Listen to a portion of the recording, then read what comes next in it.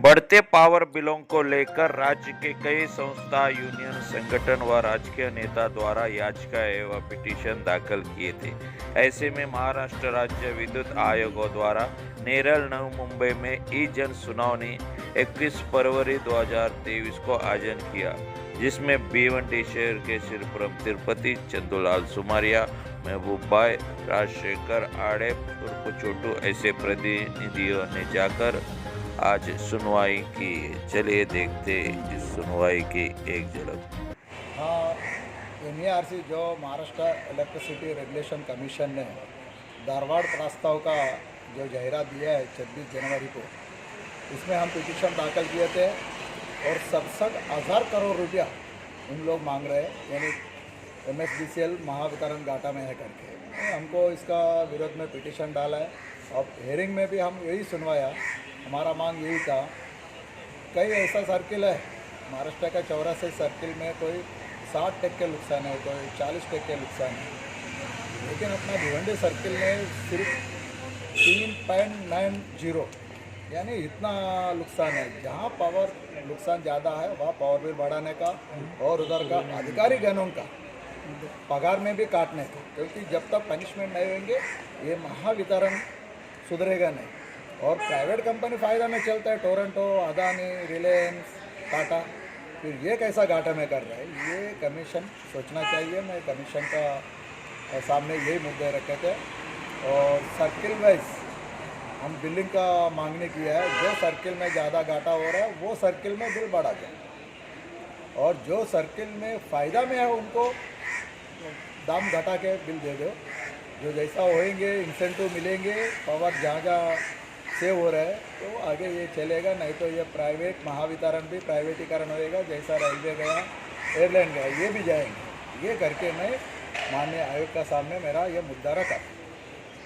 आगरी कोली सांस्कृतिक भवन में हमारे आयोग के सामने हमने एप्लीकेशन दिया था। बिजली बिल में जो बढ़ोतरी आ रही है तो कोई भी हिसाब से बढ़नी नहीं चाहिए, क्योंकि 2019-20 में ये बढ़ोतरी हो चुकी है और आज ये लोगों का अंधाधुंध कारोबार के हिसाब से हमको ग्राहक को मतलब पावर लूम को भुगतना पड़ता है।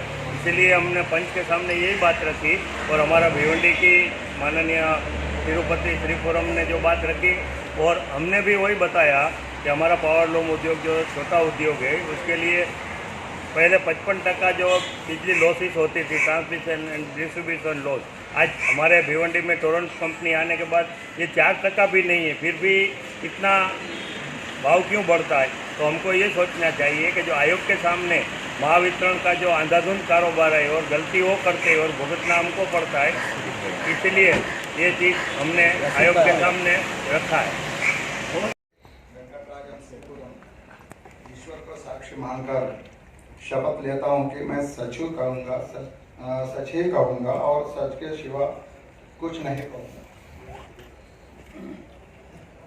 सर, मैं भिवंडी पावर लूम उद्योग का प्रतिनिधित्व करता हूँ।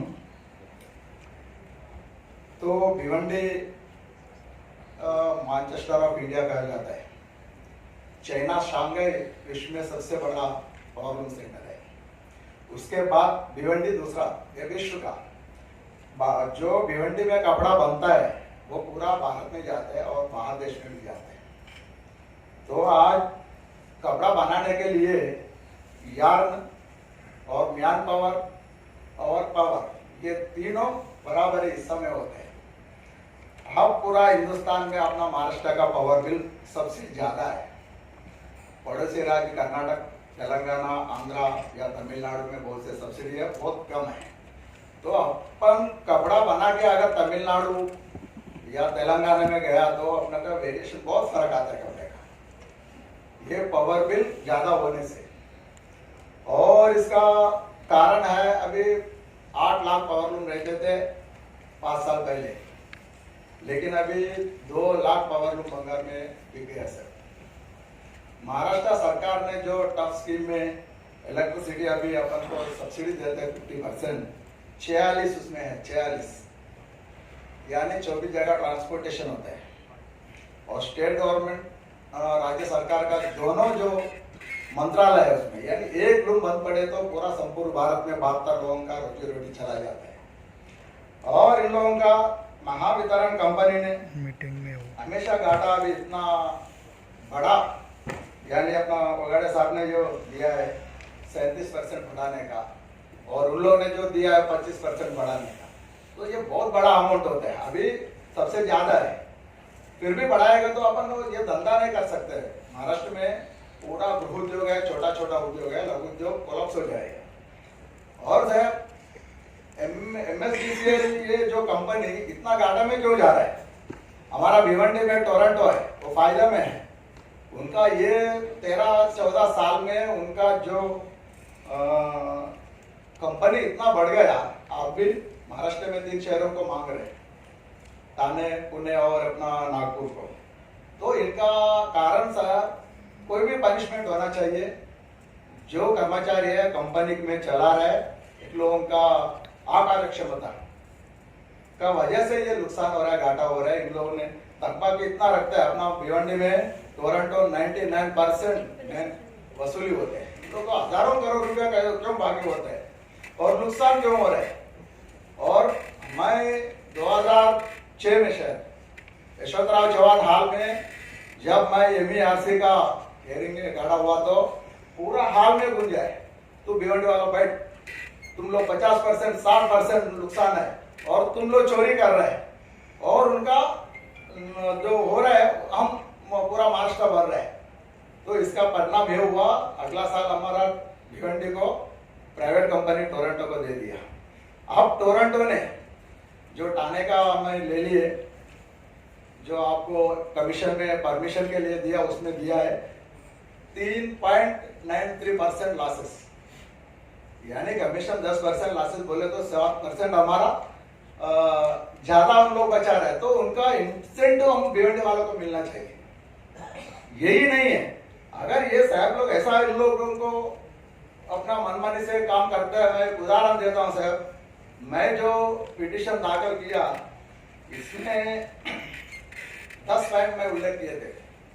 साहब मेरे को ईमेल में जवाब दिया प्रतापराव ओगाडे साहब, जो पिटीशन डाले थे उनका जवाब ही मेरे को भेजा, और हमारा गांव का फैजान आदमी साहब को भी वही भेजा, सबका। यानी इन लोग मेरा पिटीशन स्टडी नहीं किया, अगर करते तो ये पॉइंट वाइज मेरे को जवाब देते थे। यानी ये कार्यशैली का मैं एक उदाहरण है। यानी इन लोगों को कुछ काम करने का नहीं है, इनको पनिशमेंट मिलना चाहिए। मेरा डिमांड ये है, अगर जिस सर्किल वाइज बिल्डिंग होना चाहिए, जो सर्किल में अच्छा है आपका, जो कमीशन ने जो 9% या 10% का रखा है, उनका उनसे कम अगर लॉसेस है, उस जगह आप लोग इंसेंटिव दीजिए। और जब 20% है नुकसान, उनको भी 10% पगार काटना चाहिए साहब लोगों का, और उस सर्किल में बढ़ा दिए। जहाँ 40% है उधर 100% बिल बढ़ाइए, और उधर का साहब लोगों को जो होता है, कर्मचारी होता है, इन लोगों को पनिशमेंट होना चाहिए। नहीं तो आप 60 करोड़ मांगे, कल लाख करोड़ मांगेंगे 25 में। एक कंपनी ये MSDCL 7 साल में अपना बाप दादों का खून पसीना का करके ये किया है। हर एक कंपनी हमारा है, पब्लिक का, ये पब्लिक में होना चाहिए। अगर ऐसा होएगा तो अगला साल इसको प्राइवेटाइजेशन करेंगे।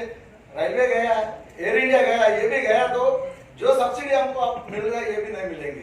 साहब इसको बचाना है तो जरूर इन लोगों का ऊपर कार्रवाई होना चाहिए। जहाँ जहाँ लॉसेस ज्यादा है उन लोगों का भी पगार में काटना चाहिए, और जहाँ जहाँ लॉसेस ज्यादा है उन सर्किल का बिल जितना बढ़ाना है बढ़ाना चाहिए। जो लॉसेस है, जहाँ लॉस हो रहा है वहीं से लेना चाहिए, नेक्स्ट सर्किल में बिल। नेक्स्ट पॉइंट सर, अभी अपन नेक्स्ट किलोवाट तक हमको कंसेशन देता है बिल में 50%। तो पहला किलोवाट प्राइस होते थे, अभी MSDCL ने क्या किया, KVA में कर रहे हैं। अगर KVA में करना है तो ये जो 20 किलोवाट का किया है, इसको या 40 किलो KVA में करना चाहिए, क्योंकि KVA में गिनती करेगा तो उसको डबल पड़ जाएगा।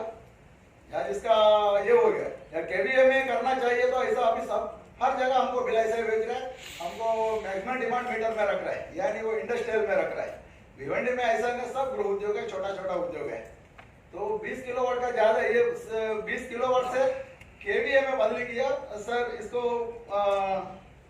ये करना चाहिए 30 कम से कम 30 से 40 तक बढ़ाना चाहिए सर। इसके बाद अब मेरा सुझाव और एक है, ताना, पालघर, पुणे, जो नागपुर, टोरंटो मांगा है तो देना चाहिए सर, क्योंकि ये तीनों शहर जो है महाराष्ट्र के सबसे ज्यादा कंजम्पशन वाला शहर है, ये ज्यादा पावर उपयोग करने वाला शहर है। जितना अगर टोरंटो को जाएगा तो उतना पावर बचेगा, तो अपन को फायदा ही है, क्योंकि इन लोगों से जो लॉसेस हो रहा है ना, लॉसेस कम होएगी तो हमारा बिल का बढ़ोतरी कम हो जाएगा सर। कहूँगा और फर्ज के सिवा कुछ भी नहीं कहूँगा।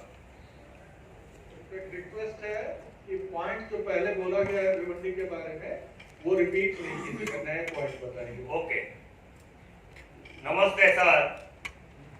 अभी बहुत सी सारी बातें भिवंडी के बारे में बताया गया है। मेरा इतना ही कहना है कि हमने जो एप्लीकेशन आपके माध्यम से दिया हुआ है, तो MADCL या तो जो वितरण कंपनी है वो अपना पोकड़ खर्च दिखा के वो जो बोझा है हमारे ग्राहक के ऊपर डालते हैं, वो नहीं होना चाहिए। दूसरी बात ये सबसे इम्पोर्टेंट कि जब भिवंडी में 55% गणतंत्र थी, जब भी बिजली इतनी महंगी नहीं थी, आज 4% है टोरेंट आने के बाद, फिर भी हमारे पे ये बोझा डाला जा रहा है। तो मेरा आपको रिक्वेस्ट है आपके माध्यम से कि सर इसके बारे में आप गौर से सोचे। पुणे, नागपुर के और जिले में है कि जहाँ टोरेंट कंपनी है वहाँ बीज की बचत होती है, तो ये बढ़ोतरी करने की जरूरत ही नहीं रहती है। 2019-20 में ये बढ़ोतरी हो चुकी है, तो आज ये बढ़ोतरी नहीं होनी चाहिए। और बाकी का मुद्दा है, हमने लिख के दिया है, तो इसके ऊपर जरूर ध्यान दें। धन्यवाद।